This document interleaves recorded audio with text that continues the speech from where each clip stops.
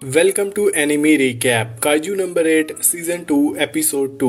Kafka को अब first division में ट्रांसफर कर दिया गया है, लेकिन कैप्टन जिन चाहता है कि काफका काइजू नंबर 8 का वेपन बन जाए। इसलिए काफका ने उसे प्रॉमिस किया है कि बिना वेपन बने ही वो उनका काम करेगा। अब देखना ये है कि क्या काफका अपना ये वादा निभा पाएगा या जेन उसे जबरदस्ती एक वेपन में बदल देगा। तभी अचानक से पूरे शहर में अर्थक्वेक फील होने लगता है। बिल्डिंग्स टूटने लगती हैं, सब हिलने लगता है। कुछ समझ नहीं पा रहा होता कि क्या हो रहा है। और फिर लोग देखते हैं कि शहर के बीच एक जाइंट गड्ढा बन गया है, जिसमें से काफी सारे काइजूज निकलकर बाहर आ रहे होते हैं। इस वजह से पूरा शहर पैनिक में आ जाता है। सब लोग डर के मारे भागने लगते हैं अपनी जान बचाने के लिए। दूसरी तरफ फर्स्ट डिवीजन की ट्रेनिंग चल रही होती है। सभी सोल्जर्स थके हुए होते हैं, लेकिन काफ्का एक्स्ट्रा ट्रेनिंग करता है। उसे अपनी वर्थ प्रूफ करनी है,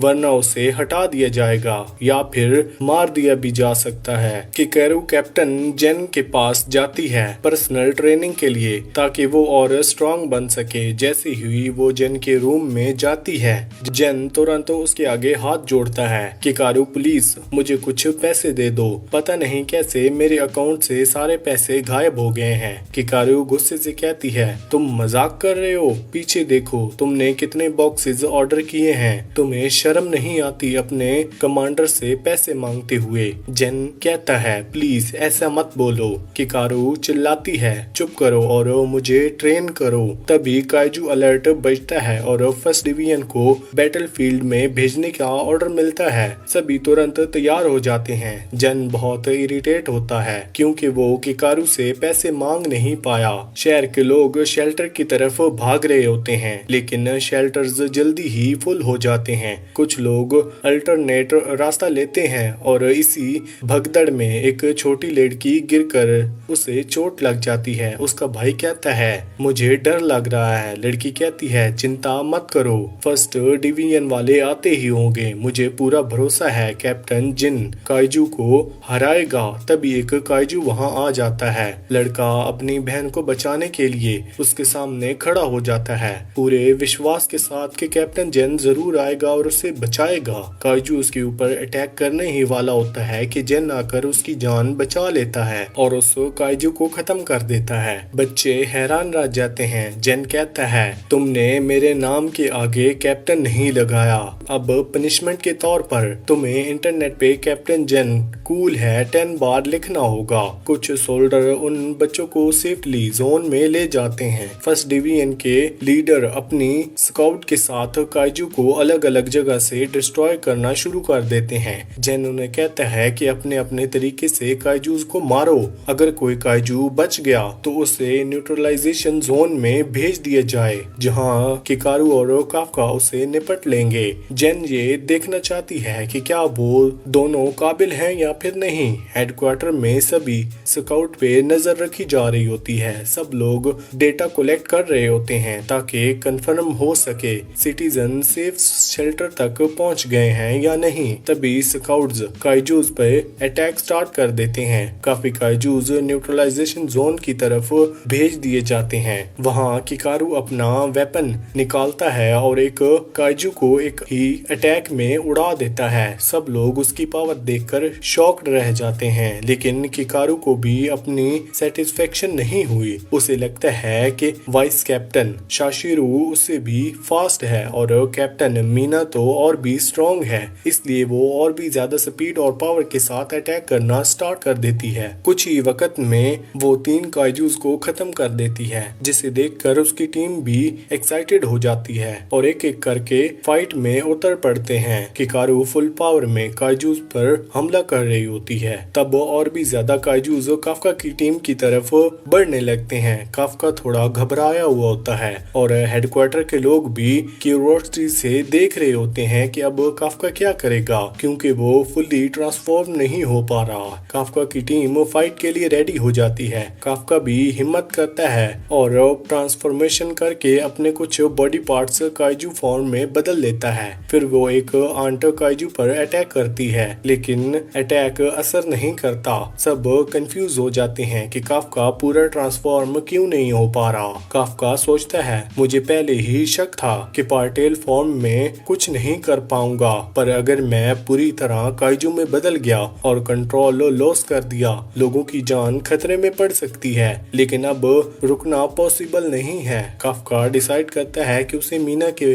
बराबर खड़ा होने के लायक बनना होगा। तब वो ट्रांसफॉर्म होना स्टार्ट होता है, लेकिन बीच में ही ट्रांसफॉर्मेशन फेल हो जाता है। आंट काइजू उसे जोर से दीवार के ऊपर पटक देती है। काफ्का बुरी तरह से उसे चोट लग जाती है। सब लोग शॉक्ड होते हैं कि काफ्का ट्रांसफॉर्म नहीं कर पाया। वो बात तुरंत हेडक्वार्टर तक पहुंच जाती है। तभी उस जगह पे वहां काफ्का की टीम होती है। एक नई काइजू एनर्जी रीडिंग मिलती है। वो काइजू नंबर 8 जितनी ही पावरफुल होती है। फिर जमीन फट जाती है और उसमें से एक और आंट काइजू निकलता है, जिसे काइजू नंबर 9 कंट्रोल कर रहा होता है। सब लोग हैरान रह जाते हैं। काइजू नंबर 8 कहता है, मैं तो यहाँ काइजू नंबर 8 की अपीयरेंस को फील करके आया था, लेकिन यहाँ तो कोई नहीं है। पर रुक जाओ, कहीं तुम ही काइजू नंबर 8 तो नहीं हो। फिर वो काफ्का के ऊपर अटैक कर देता है। काफ्का का हाथ इंजर्ड हो जाता है। काफ्का फिर से काइजू नंबर 8 में ट्रांसफॉर्म होने की कोशिश करता है,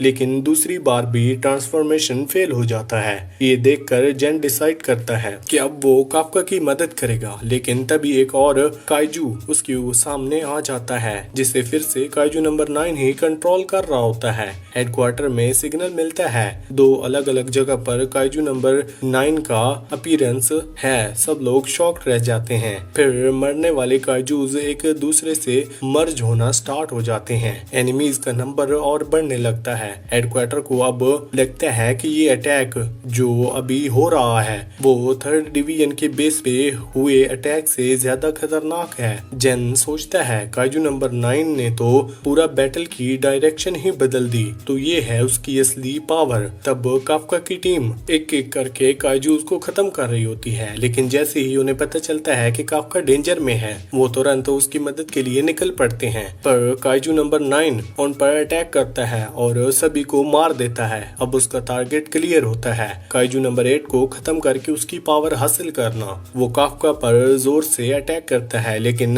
काफ्का बच जाता है। उसे सिर्फ एक छोटी सी चोट लगती है। तभी एक और आंट टाइप काइजू काफ्का पे झट से वार करता है और उसे दूर फेंक देता है। काफ्का सोचता है, अगर इनके अटैक्स नजर ही ना आए तो इनसे लड़ना बहुत मुश्किल है। काइजू नंबर 9 सच में बहुत डेंजरस है। इस बार चाहे जो हो जाए, मुझे इसे हराना ही होगा। काफ्का फिर से ट्रांसफॉर्म होने की कोशिश करता है, लेकिन फिर से फेल हो जाता है। अब उसे समझ ही नहीं आ रहा होता वो ट्रांसफॉर्म क्यों नहीं हो रहा। हेडक्वार्टर में कैप्टन से कहता है, तुम काइजू नंबर 8 को बचाने नहीं जाओगे। मुझे पता है तुम्हारा प्लान क्या है। जब काफ्का कंट्रोल लूज करेगा तब तुम उसे रोकने जाओगे, लेकिन याद रखो, तुम जिस काइजू वेपन का यूज करते हो उससे तुम्हारी लाइफ हो सकती है। तुम्हें अभी थोड़ी देर पहले ही उसका यूज किया था। अगर अब दोबारा किया तो तुम मर भी सकते हो। तब काइजू नंबर 9 दोबारा काफ्का पर अटैक करने के लिए तैयार हो जाता है, लेकिन तभी किकारू आती है और उसके ऊपर डायरेक्ट स्लैश मार देती है।